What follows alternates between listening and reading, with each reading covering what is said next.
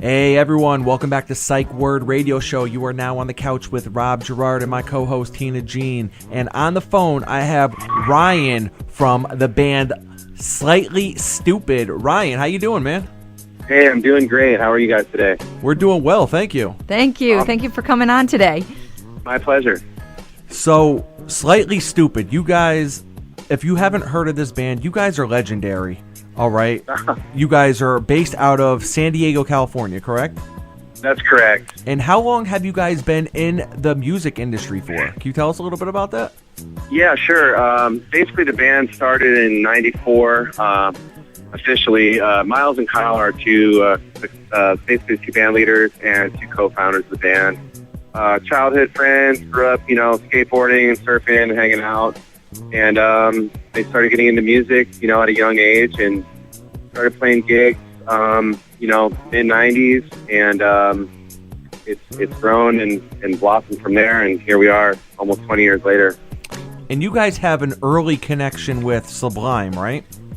Yeah, that's correct. Brad and Noel, the singer from Sublime, and Miguel Happel, one of their early producers, basically met the guys in San Diego. Sublime was doing a show at a bar in San Diego, and Miles and Kyle were there, and they were hanging out and ended up meeting Brad and ended up having a chance to sit down with some acoustic guitars and sing a few songs. And Brad I think he was pretty impressed and told the guys that he wanted to help them record their first record. And they were just launching Skunk Records at the time.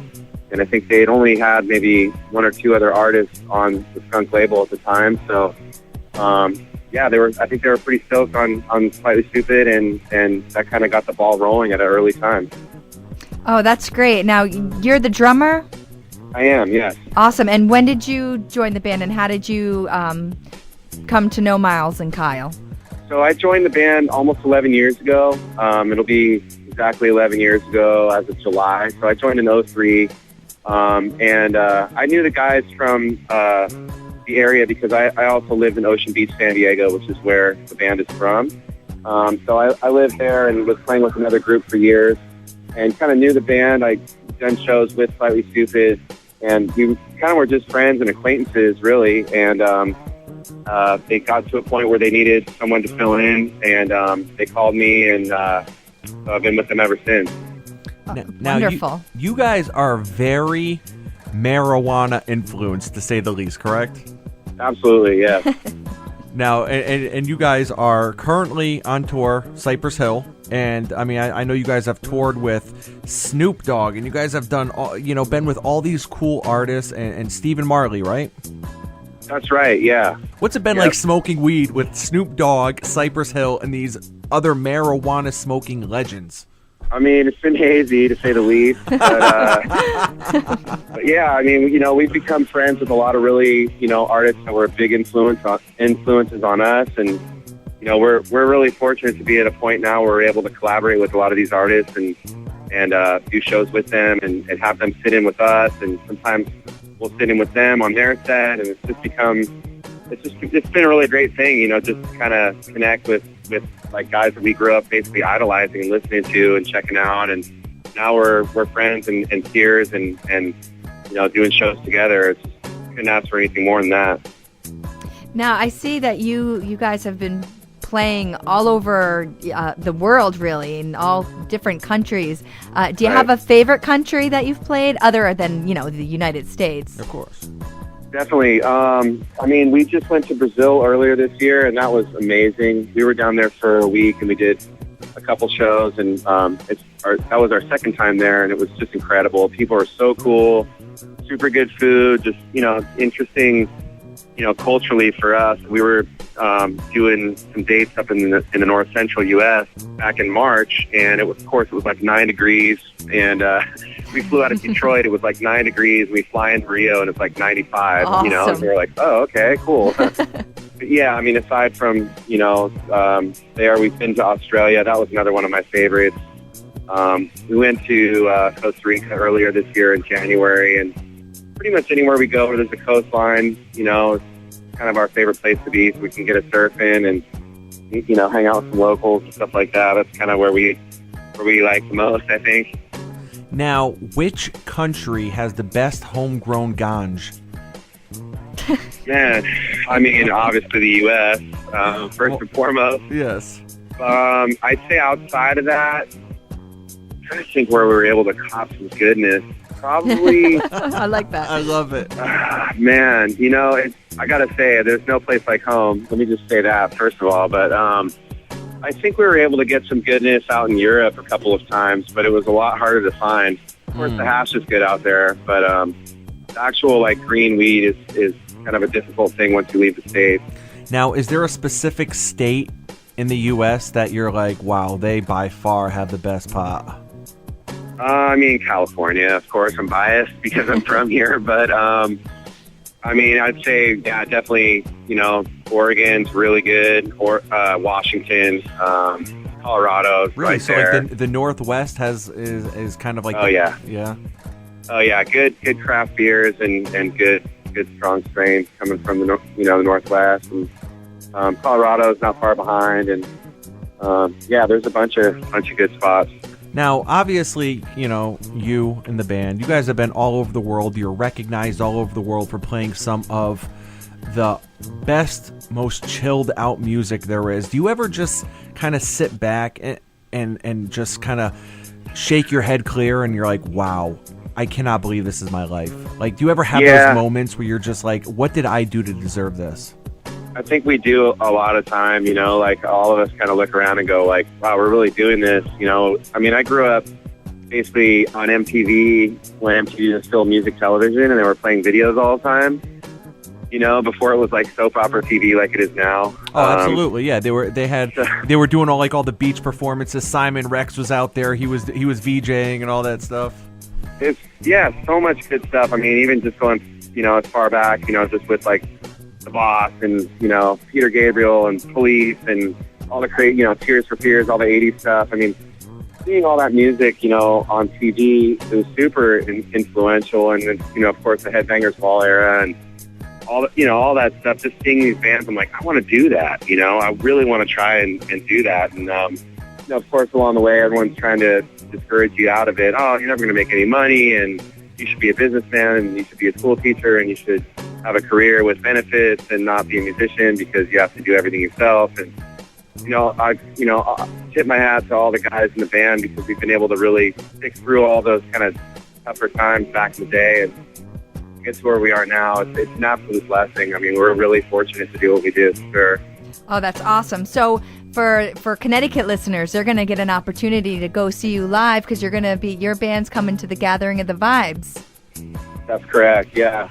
Let me tell you something. It's just pretty much known throughout the state that that's the big drug festival. Rob, you have a one-track mind.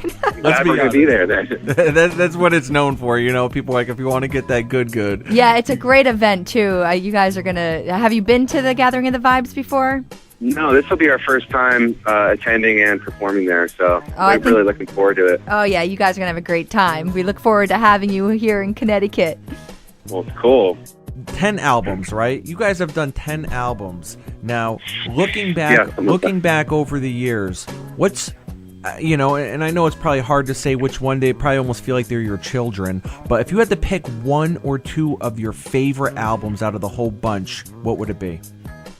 I mean, one of my favorites, and it was before I was even in the group, is Everything You Need. It came out shortly before I joined, actually, and there's just so many good songs in that album. We play a lot of them night in, night out, and they never get old. That's definitely one of my faves. Another one would be probably the next record, which was my first with the band, which was Closer to the Sun, and that was just so much fun, just, you know, because it was my first real kind of experience with the guys in the studio environment, you know, creating music, writing music, coming up with parts, and trying to, you know, and having fun and stuff, and working with different artists. Like we had G-Love on that record, and we worked with Angela Moore from Fishbone, and of course Miguel Happel produced the record. And so it was kind of you know, my first experience in the studio with the guys.